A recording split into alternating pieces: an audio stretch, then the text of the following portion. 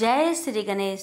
भक्तों, संकष्टी चतुर्थी व्रत एक ऐसा पुण्य पर्व है जिसे जीवन के सभी संकटों, बाधाओं और दुखों से मुक्ति पाने के लिए किया जाता है। इस दिन भगवान श्री गणेश जी की पूजा की जाती है, जो विघ्नहर्ता अर्थात जो हर विघ्न को दूर करते हैं और सुख, शांति व समृद्धि प्रदान करते हैं। लेकिन इस व्रत की पूर्णता तब मानी जाती है जब हम गणेश जी के साथ साथ चौथ माता की पूजा करें और दोनों की पावन कथा को श्रद्धा से सुने।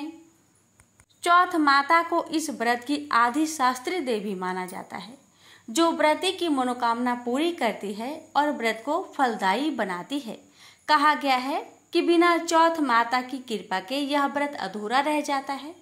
पौराणिक कथाओं में कई उदाहरण में जहां एक माता अपने पुत्र के लिए यह व्रत करती है और भगवान गणेश जी उसकी संतान की रक्षा करते हैं।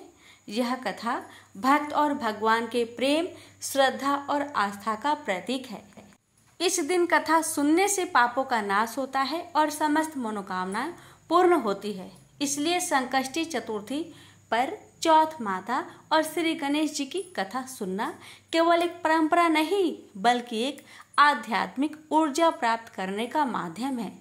यह कथा हर घर में सुख समृद्धि लाने वाली, संतान को सुरक्षित रखने वाली और जीवन के सभी संकट को दूर करने वाली मानी गई है। इसी श्रद्धा से आइए अब हम सुनते हैं चौथ माता व श्री गणेश जी की पावन कथा। प्रेम से बोलिए जय श्री गणेश।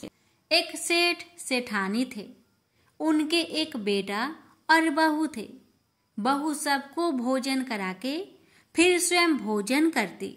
एक पड़ोसन ऐसी भी थी जो रोज पूछती कि बहू आज क्या बनाया और क्या खाया। बहू कहती ठंडो बासी। एक दिन उसके पति ने ऐसा सुनकर विचार किया कि आज तो पकवान बनाए जाए, फिर देखे कि मेरी पत्नी क्या कहती है। उसने तरह तरह के पकवान बनवाए और घर के सभी लोगों ने एक साथ बैठकर भोजन किया।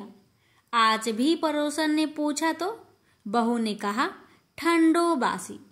सेठ के लड़के ने सोचा हो ना हो कोई बात अवश्य है जिससे कि मेरी पत्नी ऐसा कहती है। उसने पत्नी से पूछा तुम रोज ठंडो बासी खाया ऐसा क्यों कहती हो, जबकि हम सबने एक साथ बैठकर कई तरह के पकवान खाए।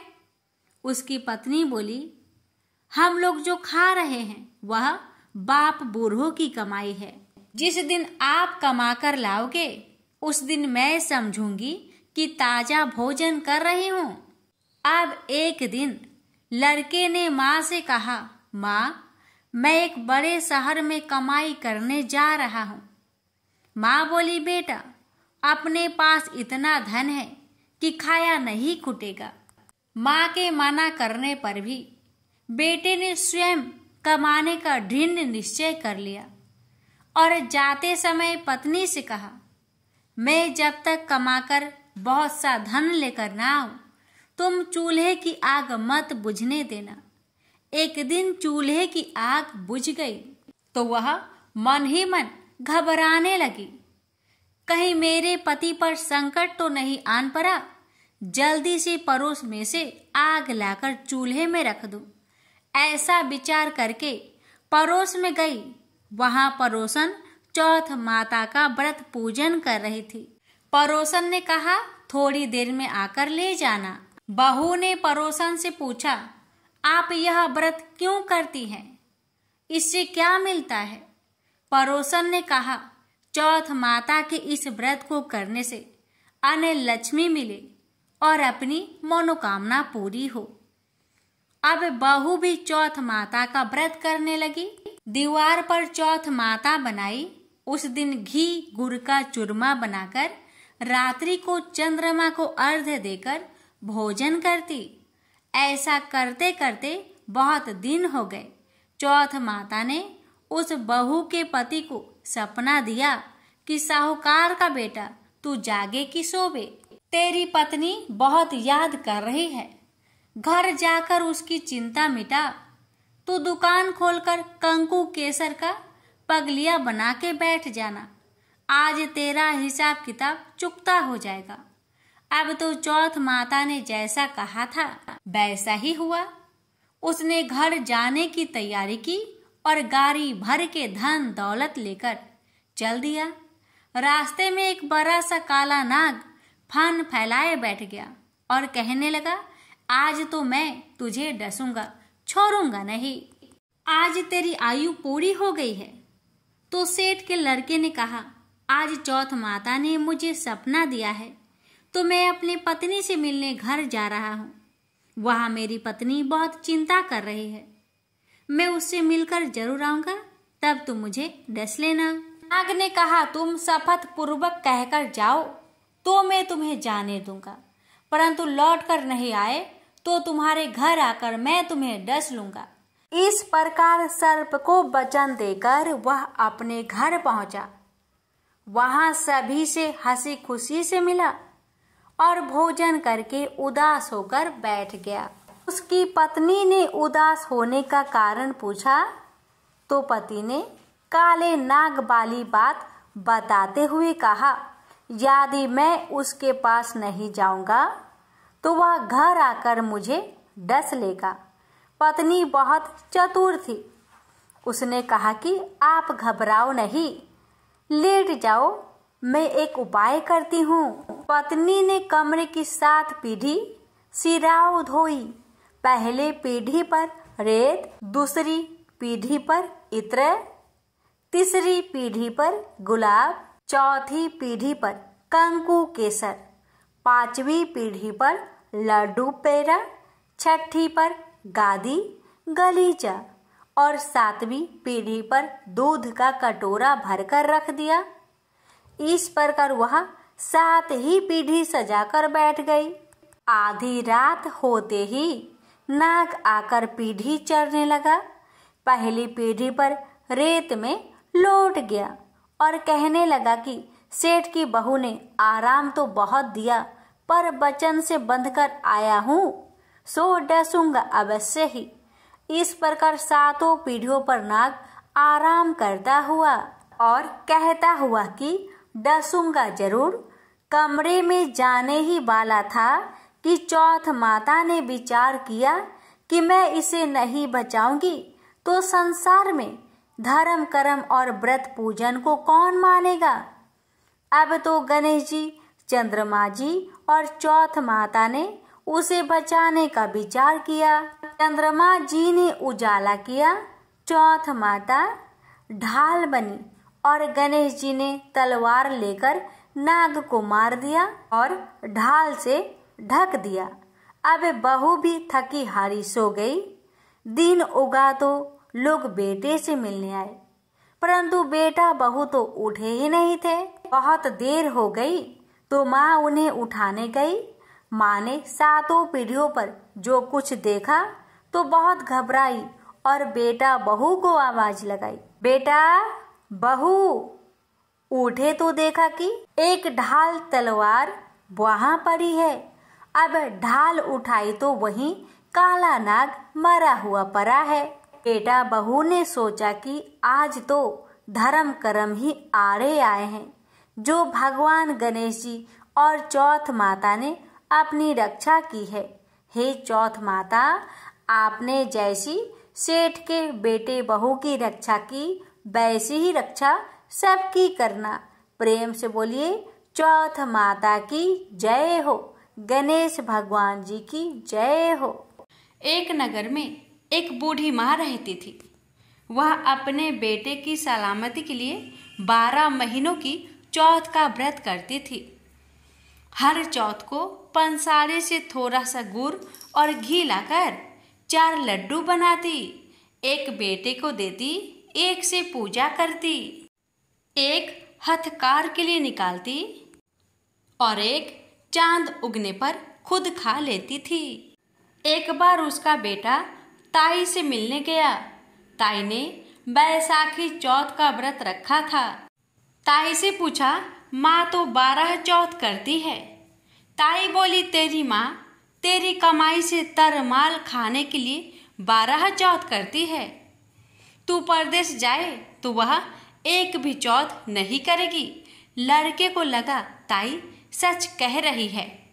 घर आकर माँ से कहा, मैं परदेश जा रहा हूँ, यहाँ तू मेरी कमाई खाने पीने में ही उड़ा देती है। माँ ने समझाकर रोकना चाहा, पर बेटा नहीं माना। माँ ने उसे साथ ले जाने के लिए चौथ माता के आंखें दिए और कहा, मुसीबत में ये आंखें तेरी मदद करेगी। वह आंखें लेकर रवाना हो गया। घूमते हुए एक नगर में पहुंचा। उसने देखा एक बूढ़ी माँ रोते जा रही थी और पुआ बनाते जा रही थी। उसने कारण पूछा तो बूढ़ी माई ने कहा, बेटा, इस नगर की पहाड़ी पर एक दैत्य रहता है। पहले वह नगर में आकर कई लोगों को खाने के लिए मार देता था।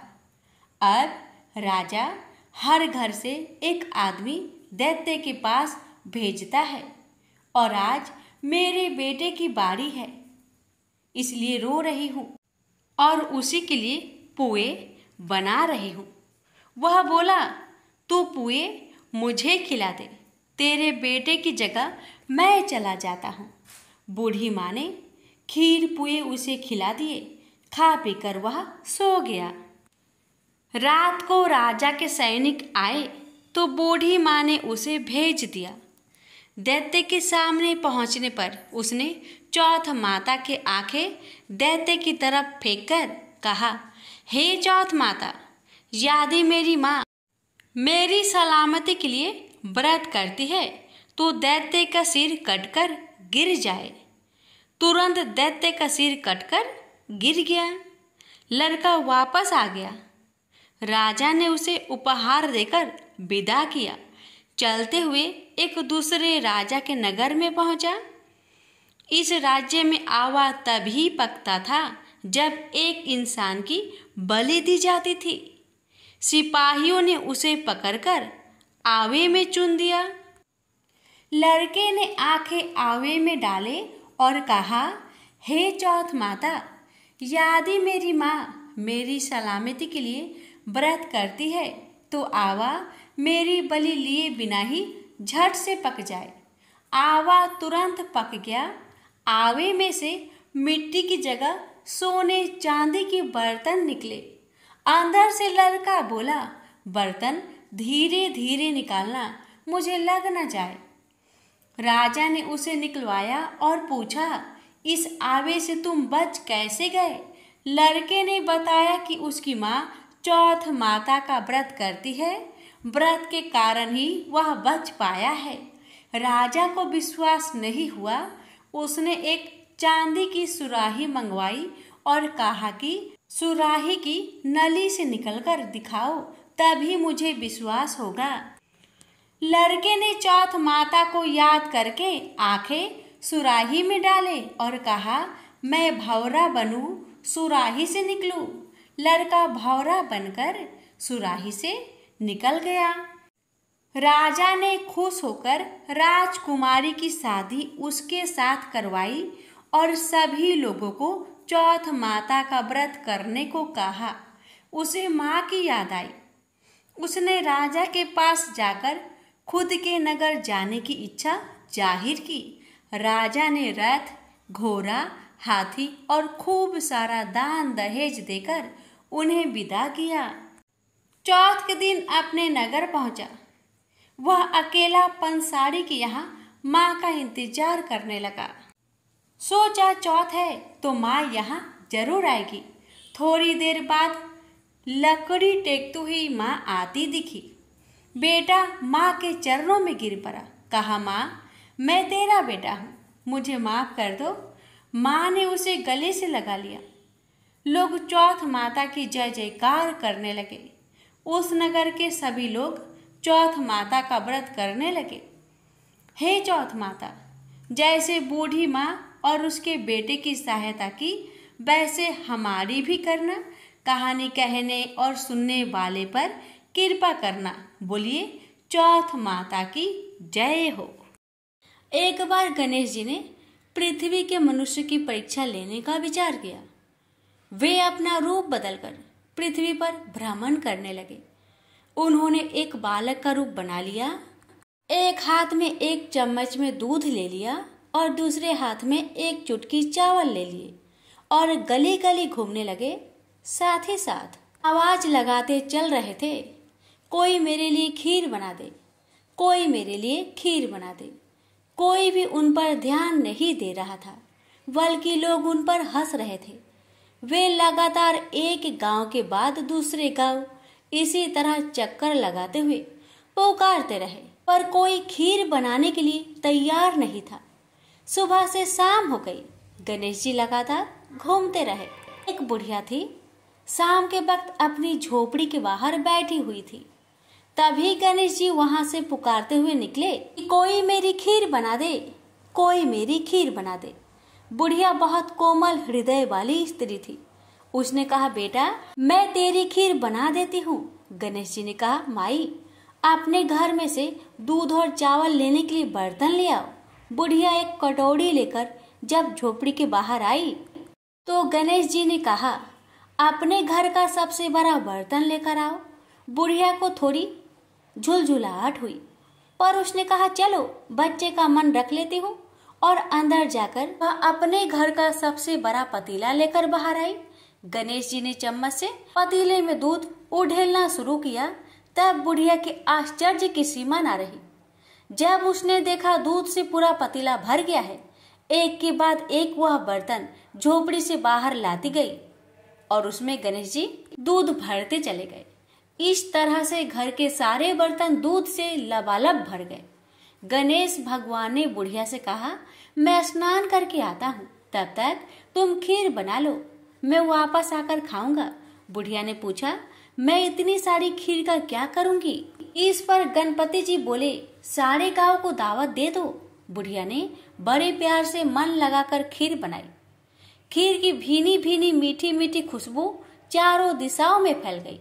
खीर बनाने के बाद वह हर घर में जाकर खीर खाने का न्योता देने लगी। लोग उस पर हंस रहे थे। बुढ़िया के घर में खाने को दाना नहीं और यह सारे गांव को खीर खाने की दावत दे रही है। लोगों को कौतूहल हुआ और खीर की खुशबू से लोग खींचे चले आए। लो, सारा गांव बुढ़िया घर में इकट्ठा हो गया। जब बुढ़िया की बहू को दावत की बात मालूम हुई, तब वह सबसे पहले वहां पहुंच गई। उसने खीर से भरे पतीलों को जब देखा तो उसके मुंह में पानी आ गया। उसे बड़ी जोर से भूख लगी हुई थी। उसने एक कटोरी खीर निकाली और दरवाजे के पीछे बैठकर खाने को तैयार करने लगी। इसी बीच एक छींटा गिर गया और गणपति जी का भोग लग गया और वो प्रसन्न हो गए। अब पूरे गांव को खाने की दावत देकर बुढ़िया वापस अपने घर आई। उसने देखा बालक वापस आ गया था। बुढ़िया ने कहा, बेटा खीर तैयार है, भोग लगा लो। गणपति जी बोले, माँ भोग तो लग चुका है, मेरा पेट पूरी तरह से भर गया है, मैं तृप्त हूँ, अब तू खा, अपने परिवार और गांव वालों को खिला। बुढ़िया ने कहा, यह तो बहुत ज्यादा है, सबका पेट भर जाएगा, इसके बाद भी यह बच जाएगी। उस बची खीर का मैं क्या करूंगी? इस पर गणेश जी बोले, उस बची खीर को रात में अपने घर के चारों कोनों में रख देना। और बुढ़िया ने ऐसा ही किया। जब सारा गांव जी भरकर खा चुका, तभी ढेर सारी खीर बच गई। उसने उसके पत्रों को अपने घर के चारों तरफ रख दिया। वहां उठकर उसने क्या देखा? पतीले में खीर के स्थान पर हीरे, जवाहरात और मोती भर गए हैं। बहुत खुश हुई। उसकी सारी दरिद्रता दूर हो गई। वह आराम से रहने लगी। उसने गणपति जी का एक भव्य मंदिर बनवाया और साथ में एक बड़ा सा तालाब भी खुदवाया। इस तरह उसका नाम दूर दूर तक प्रसिद्ध हो गया। उस जगह वार्षिक मेले लगने लगे। लोग गणेश जी की कृपा प्राप्त करने के लिए उस स्थान पर पूजा करने और मान्यताएं मानने के लिए आने लगे। गणेश जी सबकी मनोकामनाएं को पूरी करने लगे। प्रेम से बोलिए गणेश भगवान की जय। कथा। एक बुढ़िया माई थी, मिट्टी के गणेश जी की पूजा करती थी। रोज बनाए रोज गल जाए। एक सेठ का मकान बन रहा था। वो बोली, पत्थर का गणेश बना दो। मिस्त्री बोले, जितने हम तेरा पत्थर का गणेश करेंगे उतने में अपनी दीवार न चिनेंगे। बुढ़िया बोली, राम करे तुम्हारी दीवार टेढ़ी हो जाए। अब उनकी दीवार टेढ़ी हो गई। वो चीने और ढा देवे, चीने और ढा देवे। इस तरह करते करते शाम हो गई। शाम को सेठ आया। उसने कहा, आज कुछ भी काम नहीं किया। वो कहने लगे, एक बुढ़िया आई थी। वो कह रही थी, मेरा पत्थर का गणेश गर दो। हमने नहीं गरा तो उसने कहा, तुम्हारी दीवार टेढ़ी हो जाए। तब से दीवार सीधी नहीं बन रही है। बनाते हैं और ढा देते हैं। सेठ ने बुढ़िया को बुलवाई। सेठ ने कहा, हम तेरा सोने का गणेश गढ़ देंगे, हमारी दीवार सीधी कर दो। सेठ ने बुढ़िया को सोने का गणेश गढ़ दिया। सेठ की दीवार सीधी हो गई। जैसे सेठ की दीवार सीधी की, वैसे सबकी करना। कहानी कहने वाले, सुनने वाले, हुक्कार भरने वाले सभी पर अपनी कृपा सदा बनाए रखना।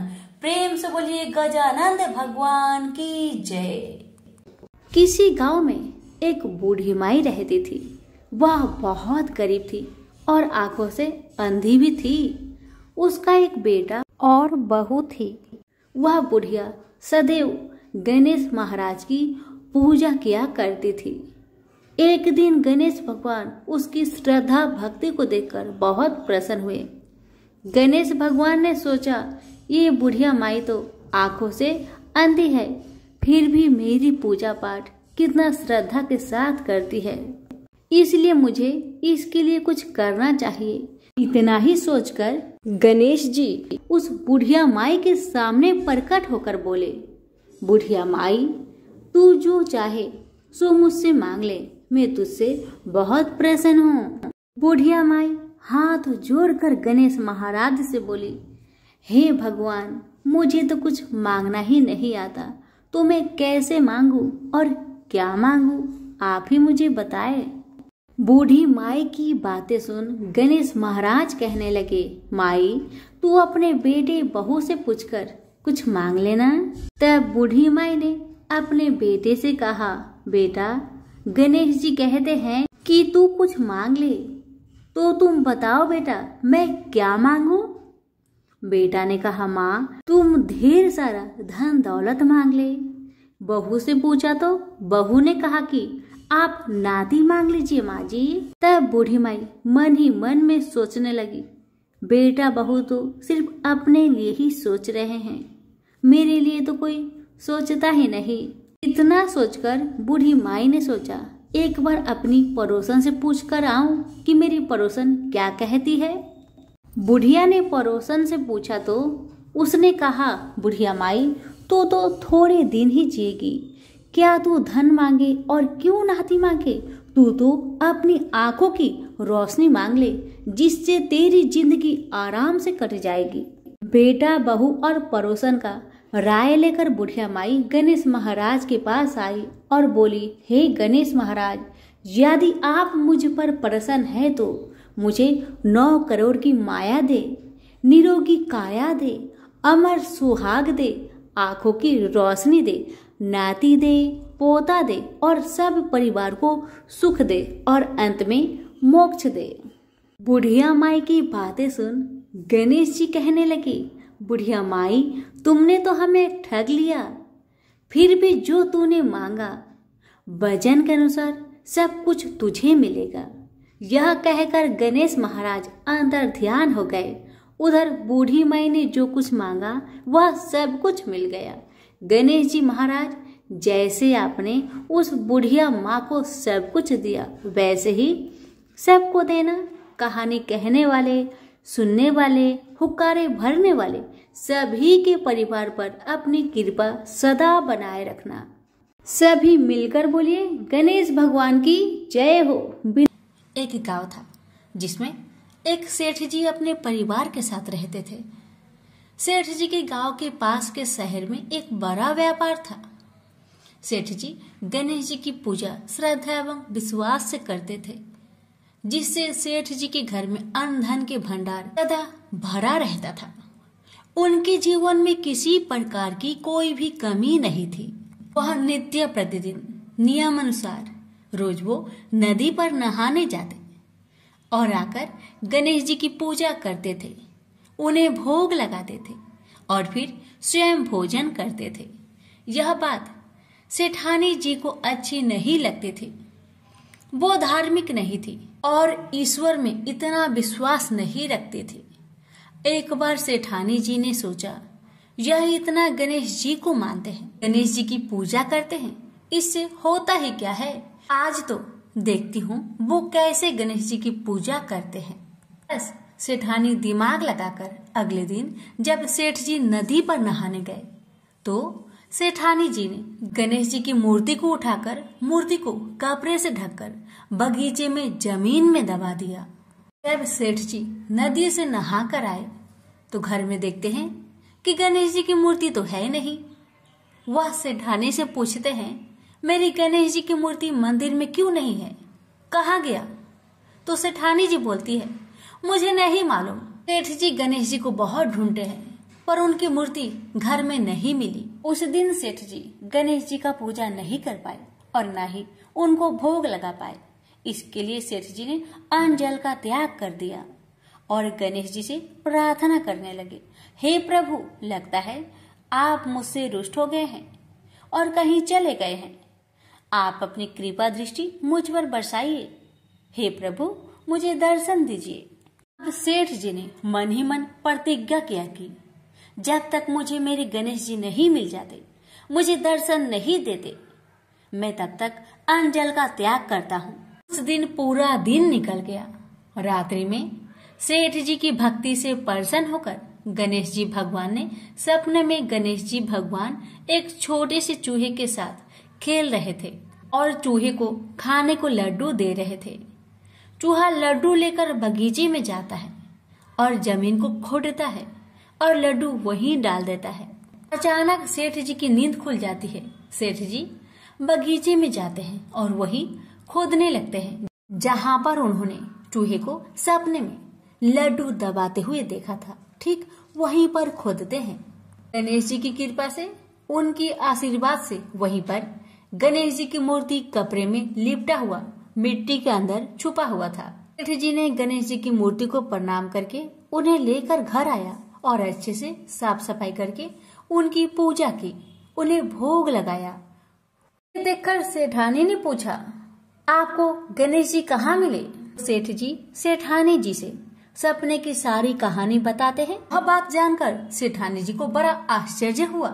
सेठानी को मन ही मन श्रद्धा एवं विश्वास से गणेश जी भगवान की भक्त बन जाती है और सेठ जी से कहती है कि मुझसे बड़ा भारी अपराध हो गया है। अब हम दोनों पति पत्नी प्रेम सहित गणेश जी भगवान की आराधना करेंगे एवं उनकी पूजा में कोई भी कमी नहीं आने देंगे। यह सुनकर सेठ जी बड़े प्रसन्न हो जाते हैं और दोनों पति पत्नी गणेश जी भगवान को धन्यवाद करते हैं। जय बोलिए गणेश भगवान की जय, सदा ही जय। प्रभु अपनी अनुकंपा सेठ सेठानी के समान ही हम सभी पर बनाए रखना। कहानी सुनने वालों की सभी मनोकामनाएं पूर्ण करना।